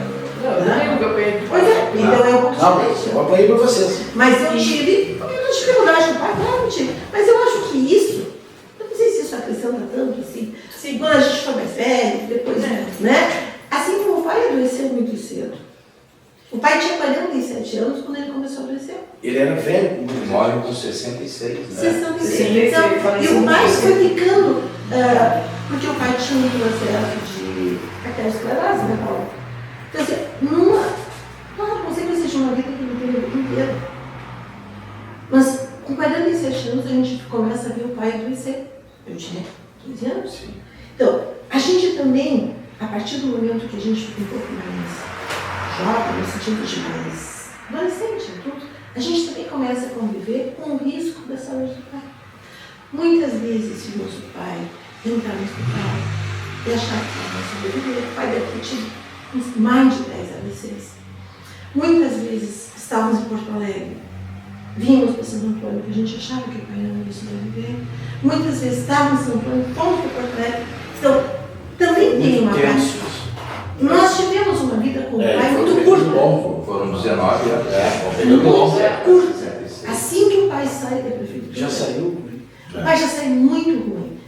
E o pai, assim, talvez o pai sempre, eu acho que o pai gostou muito de ser prefeito, o pai gostou muito daquele poder e aquela forma de administração, com certeza. Mas aquilo também custou a saúde dele e a vida dele. Na verdade é o seguinte, ó, o pai certamente entrou em depressão depois que Exatamente. deixou de ser prefeito, porque perdeu o comando. Isso. E aí a vida ficou sem sentido. Exatamente. Ele não tinha saco para se dedicar a Trabalhar direito, mais como advogado. tinha filhos para De um sustentar. dia para o outro ele passou a ser Aí ele tinha filhos para sustentar ainda, mas ele não tinha vontade de trabalhar, ele só gostava daquilo da prefeitura, que ele não tinha mais, então ele morreu. morreu, ele desistiu de tudo. Ele Na verdade, desistiu. Só que isso vem atrelado a um processo de decadência física muito rápido e muito intenso, né? E com todos os efeitos, nós que aí éramos adolescentes e que precisávamos tocar nossa vida, a mãe nesse sentido sempre cuidou do pai, por mais que tenhamos nós ajudado de uma forma ou de outra, ou que até em alguns momentos tenhamos pensado, quem sabe, colocar numa clínica, porque não tinha sentido a mãe sofrer tanto daquele jeito. E ela nunca admitiu isso. Uma escolha. Mas, se a gente pensar que com 47 anos o pai adoece, e o pai começa a claudicar porque ele tem uma obstrução nessa vena. Na femoral. Na femoral, uma obstrução. E até isso a gente entender o que era, o que não era. Muitas hipóteses, E ele fez essa cirurgia? e muitas brigas. Eu lembro de muitas vezes, nós meninas fazíamos a jarangada com os pés apertados, mais apertados, porque a circulação não passava. Então ficávamos horas fazendo uns calda-pés para ele. Por quê? Porque não tinha circulação nas pernas. O pai teve gangrena no final da vida, nos dedos do pé. Então, o processo de adoecimento do pai também nos tira muito cedo. E nos tira quando a gente está indo para o Porto Alegre. Então, a nossa vida com o pai, com esse pai com mais força, com esse pai às vezes mais tirânico, autoritário, foi um período curto. Quando nós ficamos adultos, tivemos filhos, o pai já estava numa situação muito ruim. Muito ruim. Então já não era nem a sombra do pai que nós tínhamos. Deixa eu fazer só as pessoas não sabem o que eu vou dizer, uma ou outra sabe. Os últimos 10 anos do pai ele ficou mudo. Ele não falava. Por causa de AVCs. Ele ficou mudo. ele não engolia. Ele não conseguia engolir. Ele não conseguia tomar água. Comia por sombra. Ele usava sonda para se alimentar. Ele ficou 10 anos sentado. Ele tomava banho, tomava banho nele. O pai sentava numa cadeira e às 8 da noite quando ele levava para a cama. Ele não conseguia caminhar, ele não conseguia falar, ele não conseguia engolir. 10 anos. E ele tinha um relativo entendimento disso. Os netos ele chegou a conhecer. Ele Só conheceu o mais velho. Só o meu filho mais velho, que morria de ciúme dele. O pai morria de ciúme do meu neto. Por quê? Meu filho, porque a mãe fazia uns bolinhos que o meu filho tinha lá 5 anos. E ele ia lá na avó e pegava os bolinhos e meu pai enlouquecia porque achava que estava com os bolinhos. Uma coisa bastante infantil, quer dizer, por quê? Meu filho era uma criança, mas o pai já tinha perdido toda aquela condição de discernimento. Então, isso foi um fim muito triste para o pai. Sim. A mãe passou por isso. A mãe foi grande, cuidou do pai de 10 anos nessa situação. Mais de 10 anos, Super precária. O pai que administrou Nós na família. vocês e como vocês estavam recebendo este pai adoentado também. O pai não caminhava, sabe, irmão? O pai não caminhava. E aí, em algum momento, ele precisava andar na cadeira de rodas. E ele nunca admitiu andar em cadeira de rodas. Ele só admitia se fosse uma cadeira de escritório com rodinha. Porque de escritório ele apareceu um doente. Então ele andava de cadeira de escritório de rodinha. Alguém empurrando o pai. A Silvia falou uma coisa interessante, que depois que passou, a situação piorou psicologicamente para ele muito. E a situação piorou também, porque na época a Arena e MDB eram os partidos existentes e que, de uma certa forma, se alternavam na prefeitura. Quando ele saiu, assumiu o PMDB. Ele não fez o sucessor. E aí ele não podia nem ir na prefeitura. Sim. Ele não podia nem ir na prefeitura. Era tá? persona não grata. Exatamente, ele não podia nem ir lá. Então esta situação piorou a questão psicológica dele. Porque ele se queixava de que ele não fez o sucessor e era, Não tinha mais como fazer. a adversidade era mais ferrenha. Né? Então, os adversários eram mais ferrenhos. Então, ele não podia ter nenhum contato com a prefeitura, porque era para a história nosso programa. Sim, é. Então, muitas coisas que o pai deixou para terminar foram destruídas pela administração se sucedeu como uma forma de atingir o pai. Na Afonso Portemerim havia a plantação de coqueiros no meio e ele perdeu a eleição e arrancaram os coqueiros e botaram fora e ele ficou enlouquecido. Falando agora um pouquinho dessa questão do Gelson, prefeito, nós temos aqui várias situações dele, né, da administração dele. Nós temos o trevo de acesso a Fluei, nós temos a Avenida Afonso Portemerim, a Escola Agrícola, a Capela Mortuária, temos o cemitério não foi construído, foi remodelado. O Caldas Júnior, a criação do museu. Criação do museu. Eu quero começar a falar do Afonso Portemerim porque ela liga com o presente, né? A Afonso Portemerim, aquela avenida que está sendo asfaltada, aquela avenida foi pensada e aberta pelo pai. O pai imaginou que aquela avenida chegaria na Freeway de modo muito mais fácil do que a 474, que não existia. O pai pensou, vou fazer uma rua do centro das Pitangueiras até a Freeway. E ele abriu a avenida e aquilo sempre foi aberto. Está sendo asfaltado agora. 30 anos depois, o sonho do pai de fazer aquilo se ligar à prefeitura, alguns iluminados empresários, mais o prefeito, vão terminar a obra que o meu pai começou.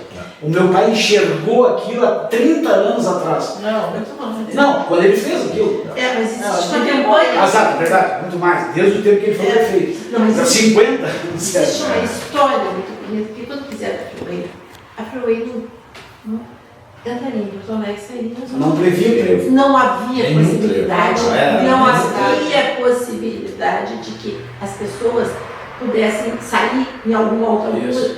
E isso, e eu estava no colégio, não disse, foi feita uma grande campanha incentivada pela música, em que escrevíamos como alunos, para deputados, para o Mário Andreasa, que era o ministro do Transporte.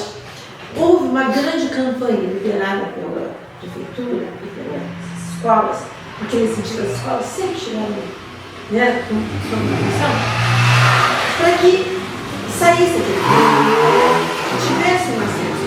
Não sei se vocês ouviram falar, tinham placas de Santo Antônio se acabe, e Santo Antônio vai acabar.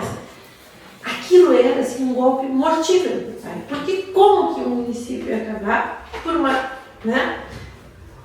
Antes da filha terminar, saiu a autorização do filho. Aquilo para o pai foi aquilo para a comunidade. Aí depois veio a ideia, então, de vamos fazer um caminho da máquina. Mas, inicialmente, o pai nunca admitiu que a cidade pudesse ficar à margem da. Nós íamos ficar sem poder entrar na Freeway. A Freeway não tinha acesso nenhum, nem Gravataí, parece. Não podia ter nenhum. Eles Então, o diziam sujeito que a entrava frente nos de olhos. acesso deixaria de ser freeway. Caminho livre, quer dizer, A maior percurso é em Santo Antônio, que de Porto Alegre aos Olhos, o município de maior área é Santo Antônio. Nessa questão do trevo, eu lembro que quando a Freeway foi inaugurada, que eu não me lembro o ano, 73, 70. não foi inaugurada, não briguei. não foi inaugurada, portanto algum. Quando a Freeway foi inaugurada, as pessoas iam para a praia pela Freeway e não passavam mais aqui em Santo Antônio. Então o comércio local, de um dia para o outro, diminuiu dramaticamente. De um dia para o outro. O município realmente sofreu muito.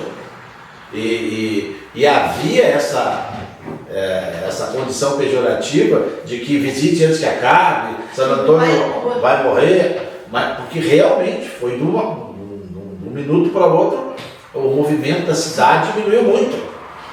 E aí, 73, a inauguração. 6 de setembro de 73. E já tinha trevo nessa hora? Não te preocupa com isso, não muda nada. Tá bem. Bom, e aí quando se abriu o trevo, então, né, aí o município renasceu. Porque aí se podia tanto acessar, quanto as pessoas poderiam também sair pelo trevo e vir visitar a cidade. Então, ou as pessoas podiam vir de Porto Alegre ou de Glorinha e passar por aqui para pegar o trevo. Então, Começou em... aí Tinha começou esse aspecto tudo. turístico Ah, também. exatamente. Então, aí eu acho que foi muito traumático. Acho que foi nessa questão. O Mário Andreasa, que era o ministro da Revolução, que foi o ministro mais tempo da Revolução, ele esteve no trevo porque a cidade obstaculizou a freeway, um povo lá, e ele, o ministro, desceu, não sou filho, sei lá o quê, sei lá quem, não lembro a criança. O certo é que nós da cidade, conseguimos falar com o raio do Mário Andreasa. Eu não sei se foi aquilo que fez com que a gente conseguisse Tinha uma cidade inteira lá. Não sei se foi exatamente isso. O certo é que aquilo, depois daquilo deu certo, senão nós seríamos... Eu vi uma reportagem no jornal com uma foto desse momento exatamente, do carro do ministro cercado de crianças e os colégios com cartazes, isso mesmo. fazendo literalmente uma campanha. Isso para tentar reverter. E foi eu direto com o ministro. Porque ia passar. A gente escrevia cartas aqui. César, eu acho que no 5º ano naquela época. Em 73, eu sou 59. Eu estudava no Santa Terezinha. Não é pouquinho, 60. Sim, 13, eu tinha 13 para 14 anos, eu não tinha mais, eu tinha 15. Então, assim, eu lembro de escrever cartas e os professores falavam, vamos escrever cartas, vamos pedir. Todo mundo indo. Isso era uníssono na cidade. Sim. E isso tinha muito a ver com essa campanha que a prefeitura tinha feito. Eu acho que vamos botar bem os pingos de vocês.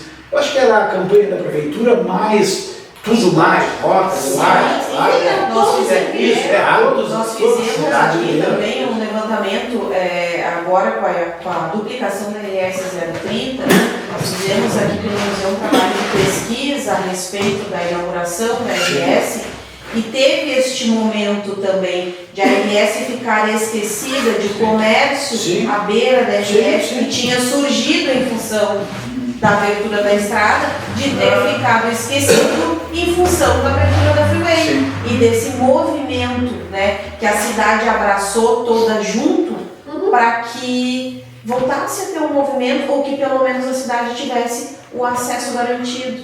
Isso é importante.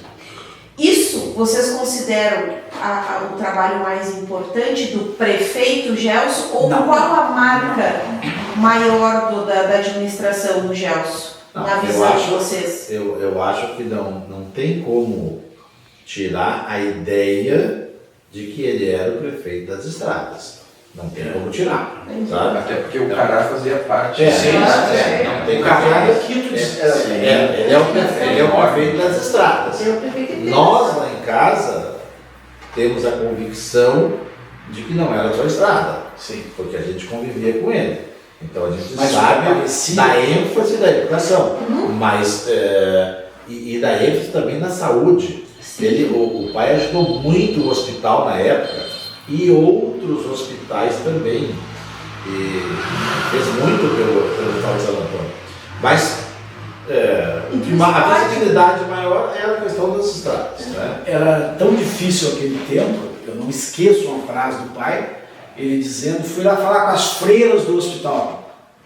Sim. E as freiras eram, sei lá, uma congregação que cuidava lá, e tinha a madre que o pai teria dito, ou irmã não sei das quantas, se não quiserem me ver bravo, é só não atender uma mulher grávida ou homem mordido de cobra.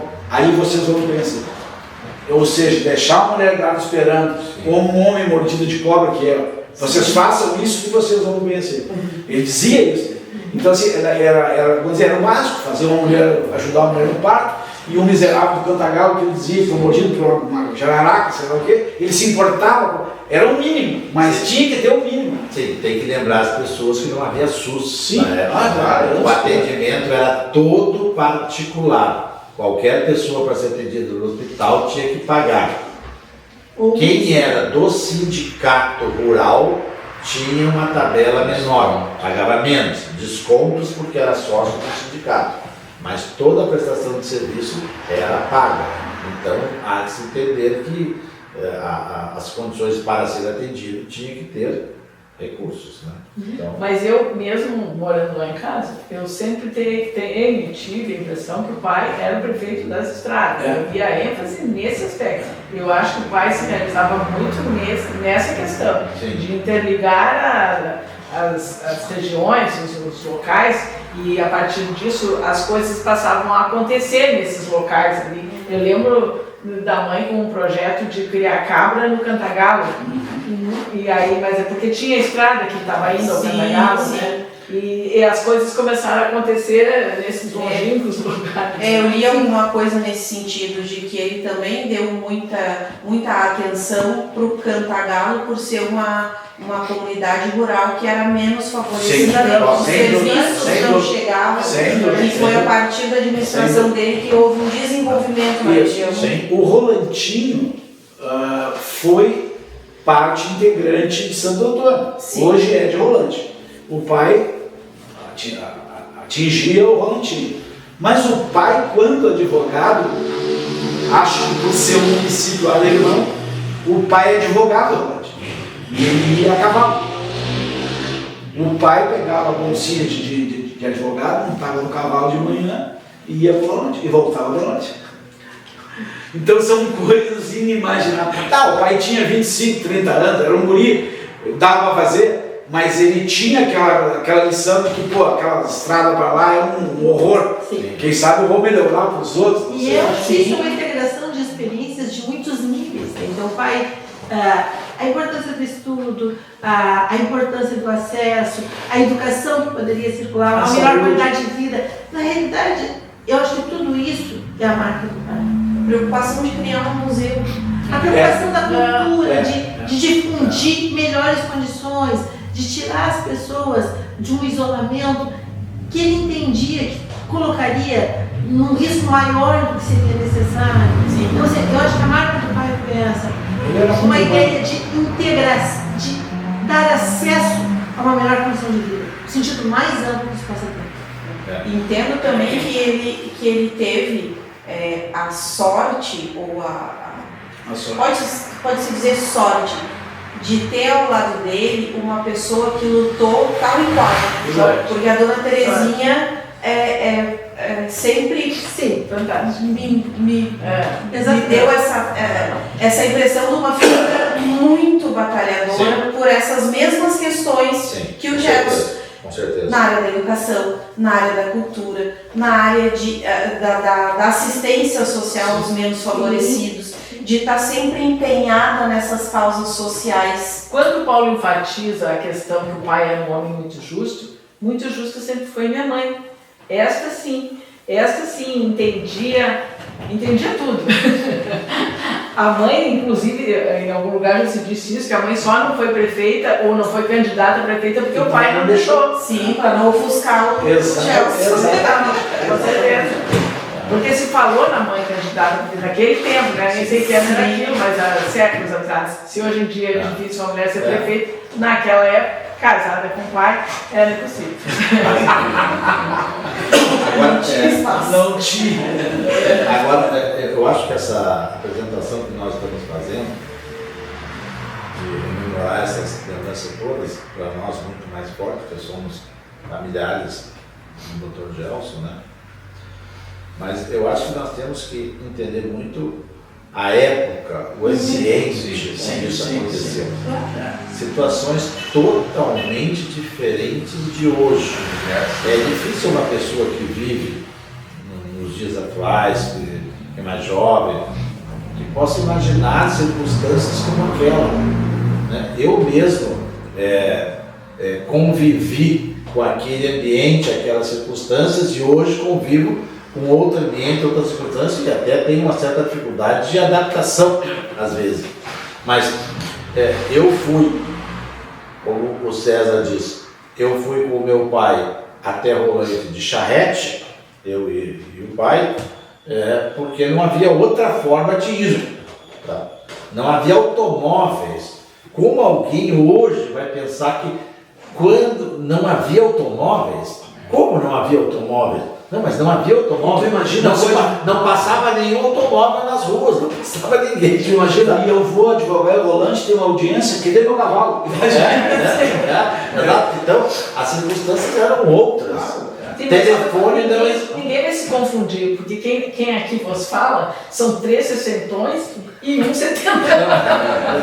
Então, telefone nem pensar. Televisão, na nossa infância, praticamente não existia televisão. A minha avó, o primeiro aparelho que A mãe da minha mãe, na casa dela tinha uma televisão. Preto e branco, obviamente, televisão colorida. Mas nós tínhamos o Pelé jogando. Então, E os Beatles cantando. Então a gente ia lá para casa da minha avó para poder assistir televisão. Quando eu chegava lá, a avó ligava para a gente assistir.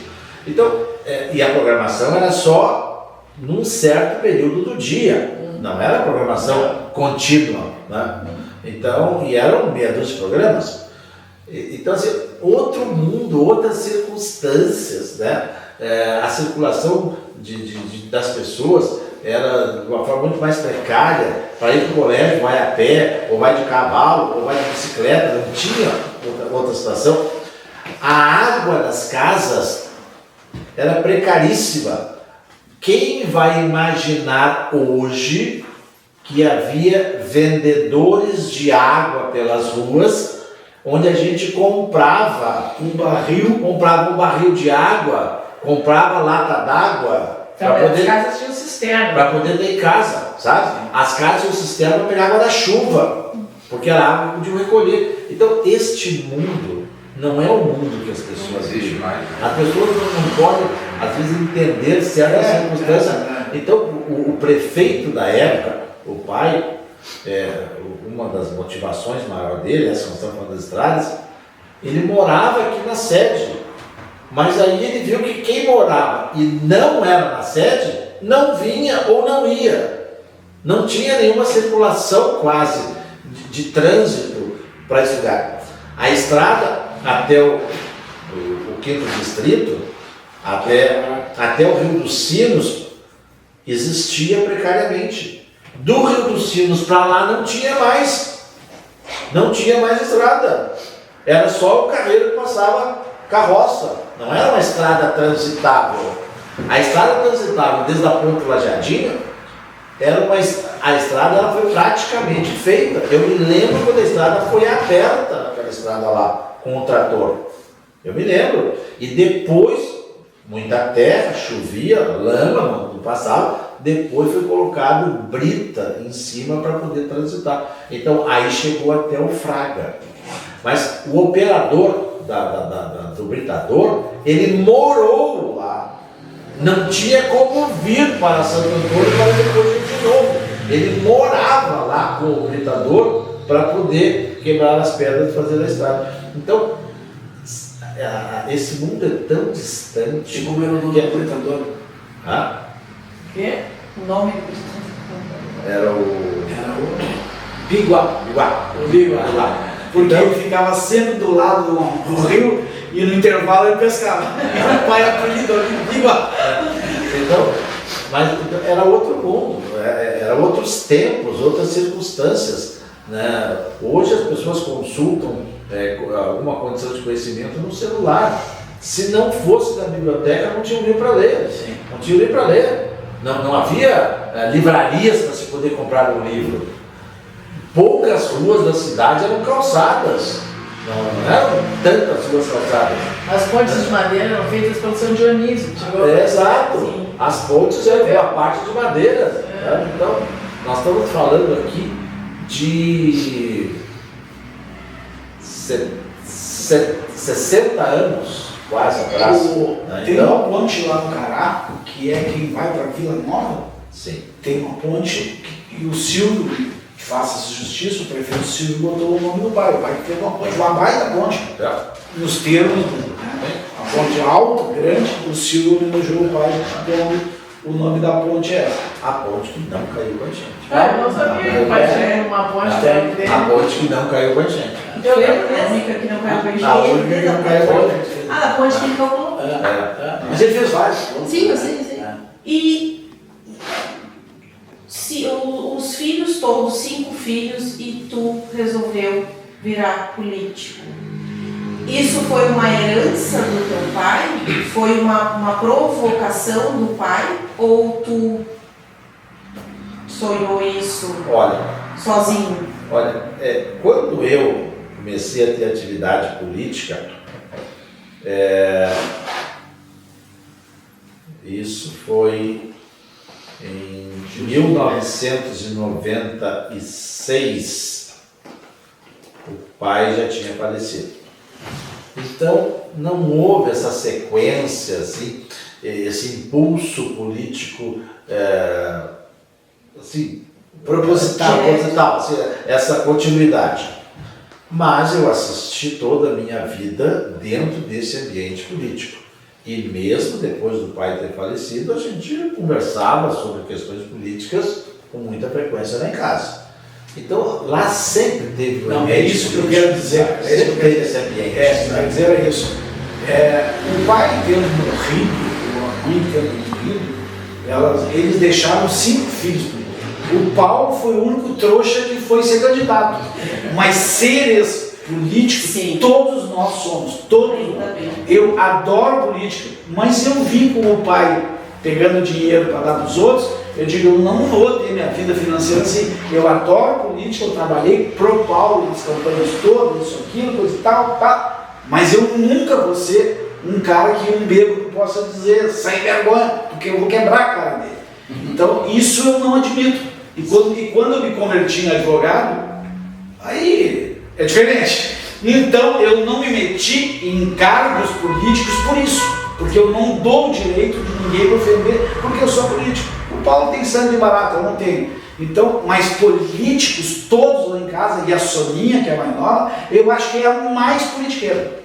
Eu acho que eu sou. E eu não estou falando de politiqueira de bar, não. Pessoa que é uma pessoa inteligente, pessoa de altíssimo grau. A Soninha é um ser político que transpira. A Tite, a Sônia, todos nós somos. Mas essa é a herança do Coronel Paulo. O Coronel Paulo é nosso bisavô. O seu Moraes é o tio-avô. O pai, o vô Arnaldo, a mãe. Então não tem como, né? Tirar fora. A gente estava dentro desse ambiente, né? E aí eu recebi um convite para participar politicamente, um convite assim meio, sabe? Quem te convidou? Não lembro disso. Pereira. Pereira. E ele me convidou para mim participar lá de algumas reuniões e ele fez o convite, eu não fui, depois ele fez o convite de novo. Aí eu fui na reunião, e aí lá comecei a ir algumas reuniões, e aí depois temos sequência, né?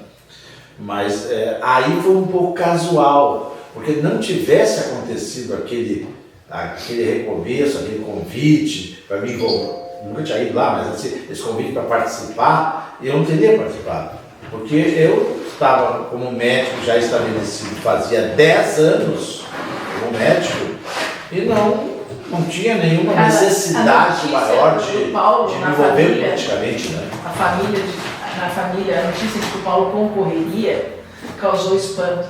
Pelo menos a mim causou muito espanto. Porque, diga-se de passagem, é uma pessoa que nem votava nas eleições. Ele muitas vezes de candidato. Ele não gostava.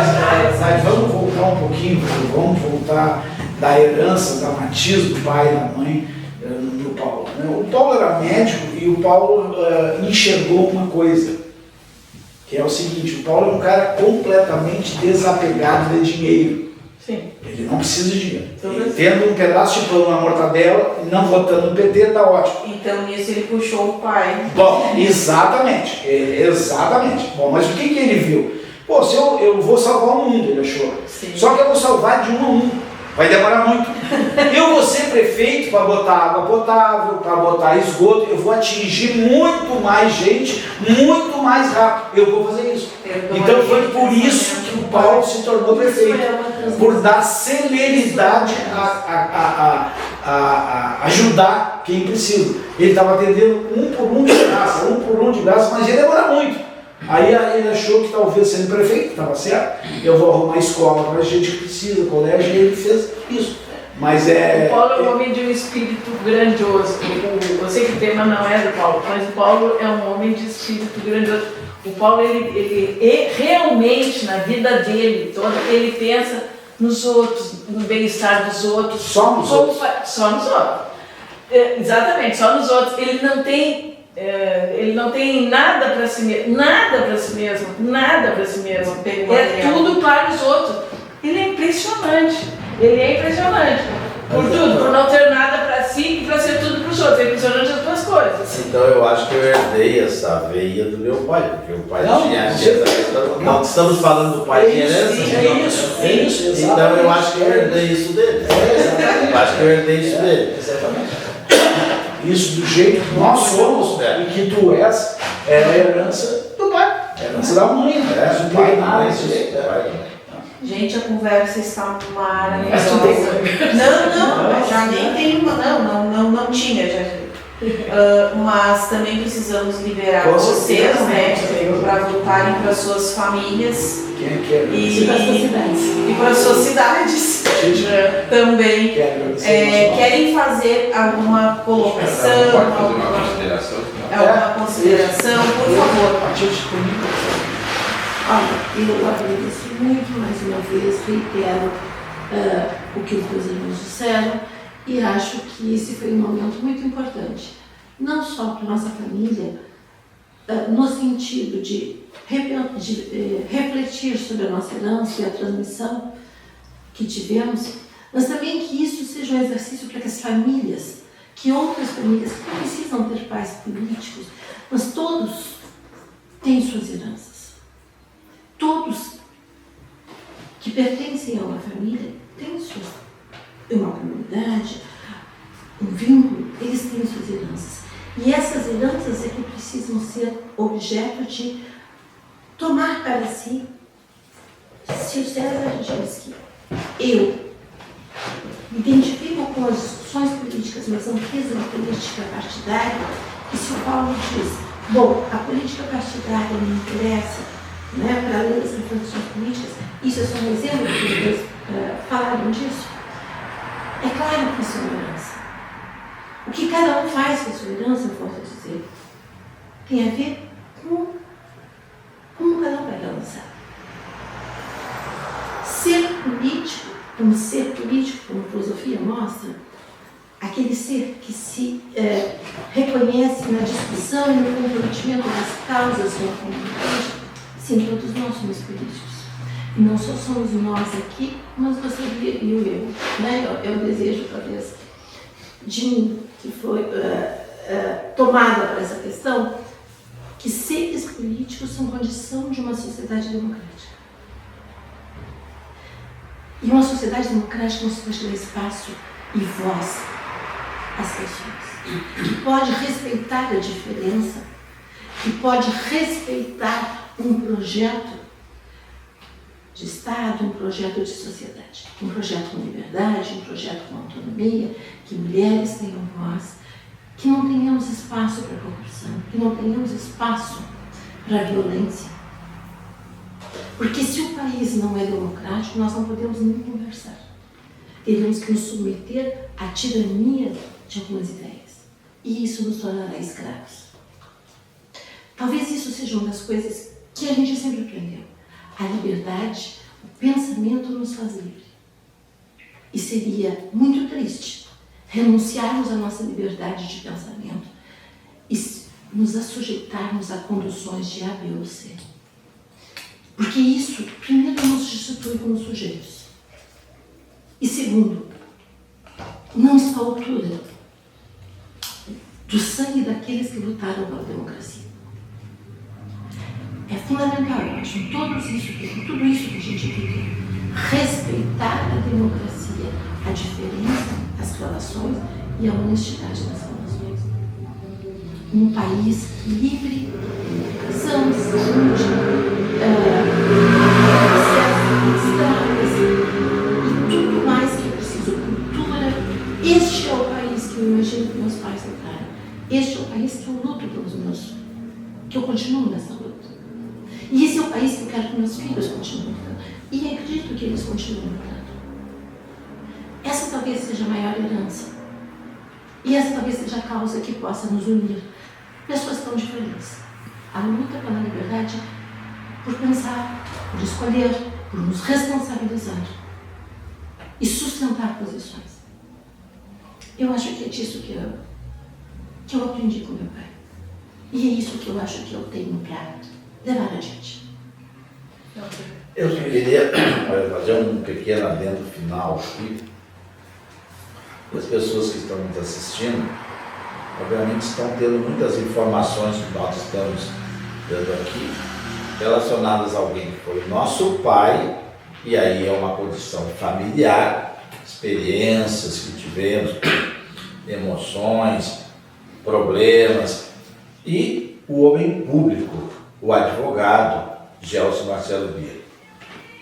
Há que se separar um pouco são essas questões familiares aqui e a ênfase que às vezes nós damos a uma situação ou outra. Mas eu acho que o homem público, Gelson Marcelo Bia, o advogado, eu acho que ele é uma pessoa que ele merece ser conhecido e merece ser lembrado.